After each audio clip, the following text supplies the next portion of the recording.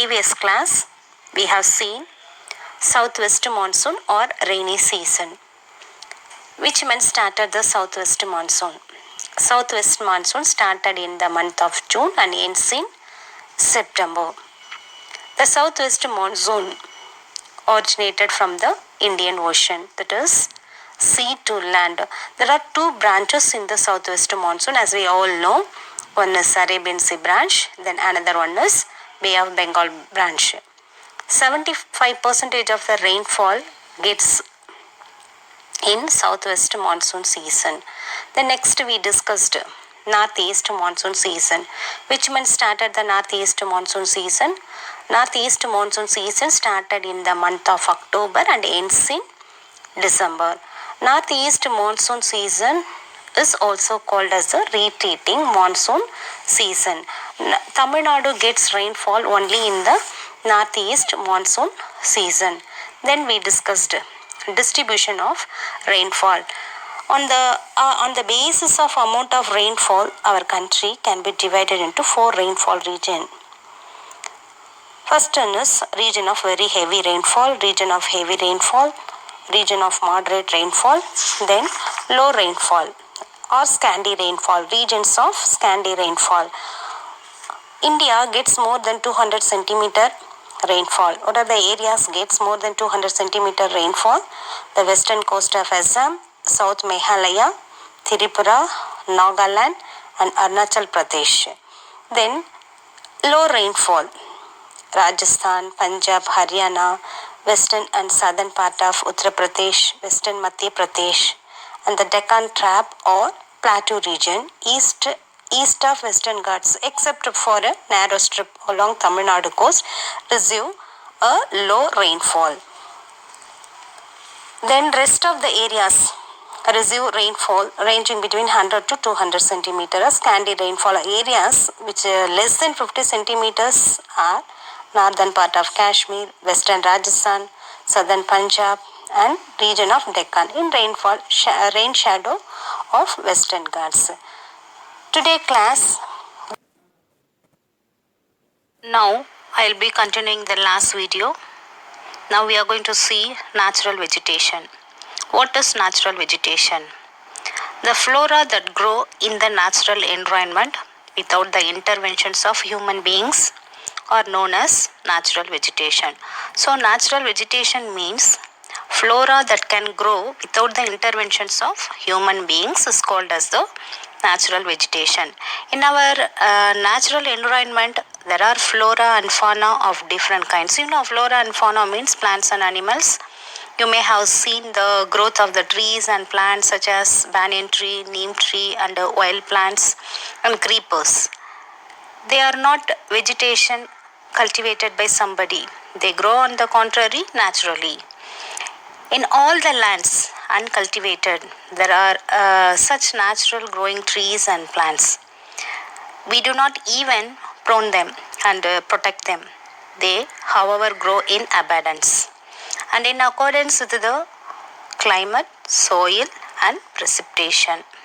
The growth of natural vegetation, sunshine, rainfall and soil are the most fundamental of the resources. If there is some shortage or lack in any of this, then there is corresponding effect on the growth of the vegetation or even a lack of it. Natural vegetation includes all plants' life, forms such as trees, bushes, herbs, etc. that grow naturally in an area and have been left undisputed by humans for a long time. Climate, soil and landforms characterized are the important environment control of the natural vegetation. On the basis of the natural vegetation, on the basis of the above factors, the natural vegetation of India can be divided into 8 types. They are tropical evergreen forest, tropical deciduous forest, tropical dry forest, mountain or montane forest, alpine forest, tidal forest, coastal forest, then last one is riverine forest. First we'll see tropical evergreen forest. Tropical evergreen forest, where we can found in this tropical evergreen forest. Tropical evergreen forests are found in the regions or more than 200 centimeter rainfall. So tropical evergreen forest, they do not shed their leaves. They never shed their leaves. At the same time, it do not allow sunlight. In this area, we can find dense trees. You can see there. Even the daytime also, the areas will be so dark because of dense trees. The temperature, the annual temperature is about more than 22 degrees Celsius, and the average annual annual humidity exceeds 70% in this region. So this forest are found in the regions Western Ghats in Maharashtra, Karnataka, Kerala, Andaman Nicobar Island, Assam, West Bengal, Nagaland, Tripura, Mizoram, Manipur and Meghalaya state are found this forest. Here the important trees are rubber, mahogany, ebony, rosewood, coconut, bamboo, cinchona, palm, ironwood and cedar. So this forest have not been fully exploited by the people because of the reason due to lack of transport facilities. The next one is tropical deciduous forest. Tropical deciduous forest is also known as the monsoon forest. This forest are found in the areas where the annual rainfall is 100 to 200 centimeter rainfall. Then the mean annual temperature of this region is about 27 degrees Celsius, and the annual average relative humidity is 60 to 70 percentage. The trees, so deciduous means shed their leaves. Shed their leaves, drop their leaves during the spring and early summer. So this forest are found in the regions, sub-Himalayas region from Punjab to Assam, Great Plains, Punjab, Haryana, Uttar Pradesh, Bihar, West Bengal, Central India, Jharkhand, Madhya Pradesh, Chhattisgarh. In South India, these forests are found in Maharashtra, Karnataka, Telangana, Andhra Pradesh, Tamil Nadu and Kerala are the states notable for this type of natural vegetation. Here the important trees are teak and sal is the important trees of this forest. All these trees are hardwood trees. Because of the hardwood trees, the forest are commercially exploited. Apart from this, sandalwood, rosewood, then palas, bamboo, and tendu or the other important trees also found here. These forests also provide fragrant oil, varnish, sandal oil and perfumes. Next one is tropical dry forest. So tropical dry forest found in the areas where the annual rainfall is 50 to 100 centimeter rainfall. They represent a transitional types of forest. These forests are found in the regions East Rajasthan, Haryana, Punjab, Western Uttar Pradesh, Madhya Pradesh, Eastern Maharashtra, Telangana, West Karnataka and East Tamil Nadu.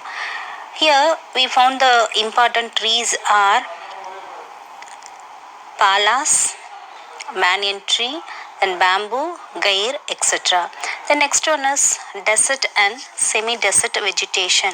These forests are found mainly in the areas where the average annual rainfall is less than 50 centimeter rainfall. This forest called as tropical thorn forest. They have the trees are scattered in this forest. They have long roots to tap water in the underground. They have thick and small leaves which retards evaporation. They have thorny thick bark. These forests are found in the regions in the northwest India, which includes West Rajasthan. Already learned western part of Rajasthan gets only less than 50 centimeter rainfall.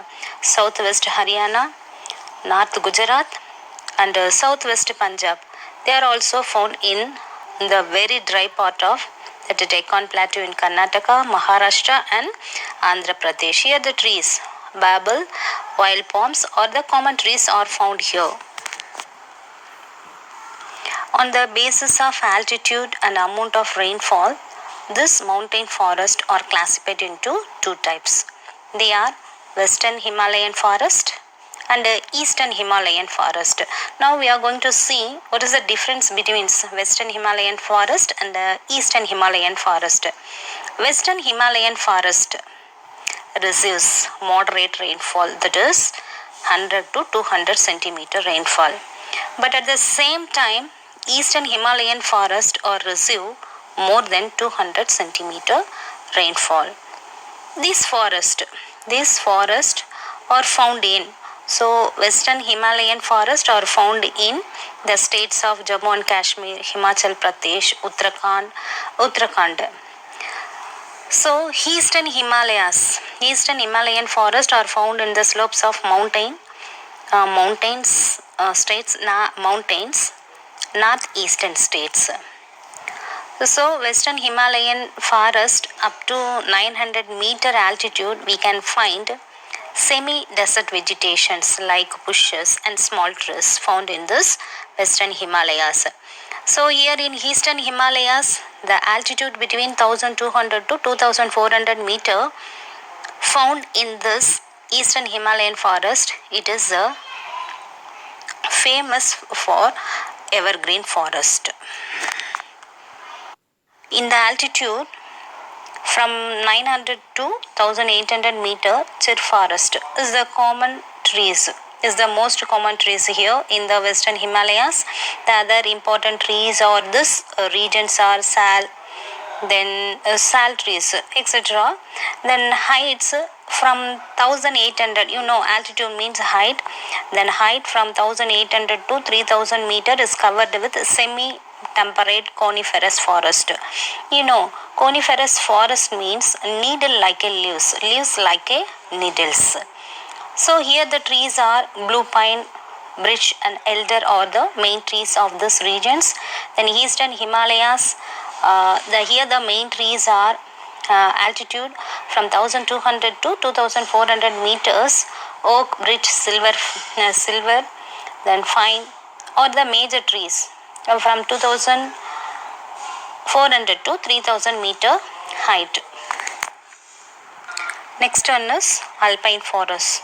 Alpine forest, it occurs along the Himalayas with about 2400 meter altitudes. These are purely having coniferous trees. Already I said coniferous trees means leaves like a needles. Here the trees are oak, silver fir, pine and pine are the main trees of this forest. The eastern part of the Himalayas has large extent of this forest. Then tidal forest. So tidal forest occur in and around the delta. So this forest are found in delta, estuaries and creeks prone to tidal influence and such as also known as the delta or swamp forest. So the delta of Ganga Brahmaputra has the largest tidal forest in India. So in India, Ganga and Brahmaputra has the largest delta forest. The delta of Mahanadi, Godavari and Krishna rivers are also known for as tidal forest. These are also known as the mangrove forest. In India, in West Bengal, Sundarbans mangrove forest. Coastal forest. Next one is coastal forest. These are littoral forest. Generally, coastal areas have these types of forest. Here the trees are palm and coconut are the dominant trees. Both the eastern and western coast have this type of forest. The coast of Karnataka and Goa are known for this coastal forest. Then riverine forest. These forests are found along the rivers on Gadar. Gadar, Bahar. So Gadar areas. These are known for the tamarisk and the tamarind trees. The trees of Great Plains are more prominent for this type of natural vegetation. Then wildlife. The term wildlife includes animals of any habitat in nature. Wild animals or non-domesticated animals include both vertebrates and invertebrates. Vertebrate means having backbone. Invertebrate means an animals without backbone. So vertebrates. So example for vertebrates: fish, reptiles, birds, and mammals. And invertebrates: butterfly, bees, or etc. are the invertebrates. India has a rich and diverse wildlife. The India fauna consists of 81,251 species of animals out of the world total of 1.5 million species. The fauna diversity of the country consists of about 6,500 invertebrates, 5,000 mollusks, 2,546 fishes, 1,228 birds, then 458 mammals, and 446 reptiles, and about 60,000 species of insects. Then the government of India enacted Wildlife Protection Act was passed in 1972 with the objectives of effectively protecting the wildlife of country and to control smuggling and illegal trade in wildlife and its diversities. Then United Nations Convention on Biological Diversities in 1992 recognized the sovereign rights of the state to use their own biological resources. So, to preserve the country's rich and diverse wildlife network of 192 national parks and about 515 wildlife sanctuaries across the country have been created. Then last one is biosphere reservoirs. What is biosphere reservoirs? Biosphere reservoirs are protected areas of land, coastal environment wherein people are an integral component of the system is called as the biosphere reservoirs. The Indian government has established in India 18 biosphere reservoirs which protect a large area of natural habitat and often includes one or more national park preserve along with buffer zone that are open to some economic uses. In India, there are 11 biosphere resources out there. So, Gulf of Mannar, Nanda Devi, the Nilgiris, Sundarbans, Agastya Malai, Great Nicobar, and Kanchenjunga of India fall under the list. Then, Man and Biosphere programs of UNESCO. Today class, what we learned? We learned natural vegetation. What does mean by natural vegetation? Flora and fauna can grow without the interventions of human being is called as the natural vegetations. The geographical factor which control the growth of natural vegetation in India are temperature, rainfall, topography and soil. On the basis of above factors, the natural vegetation of India can be divided into 6 types. They are tropical evergreen forests, tropical deciduous forests, tropical dry forests, mountain or mountain forest, then alpine forest, then last one is tidal forest. You know what is evergreen forest?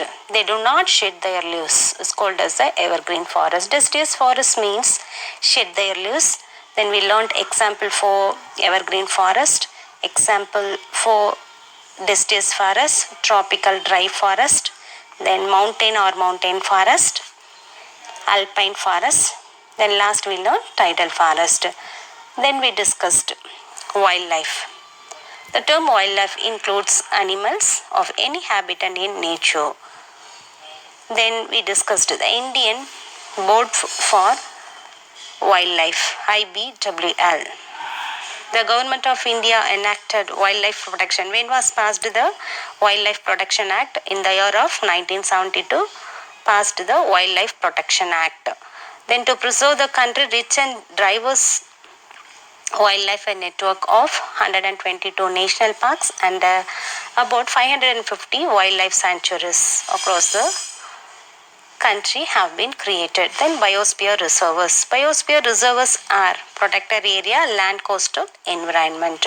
Then biosphere reservoirs in India. In next video we will discuss central government. Central governments or types of central government. President. What are the qualification for president? Then powers of the president. What are the qualification of vice president? Then election and terms of the vice presidents. Please note on the assignment, students. 2 marks. State the places of mangrove forest in India. Write any 5 biosphere reservoirs in India. Distinguish between tropical evergreen forest and deciduous forest. You know, tropical evergreen forest means they do not shed their leaves. Deciduous forest means shed their leaves. Then give reason. India has a tropical monsoon climate. Why? Mountains are cooler than the plains. Why? Right. The next detail. Describe the forest of India. Remaining I will continue in the next video. Thank you, students.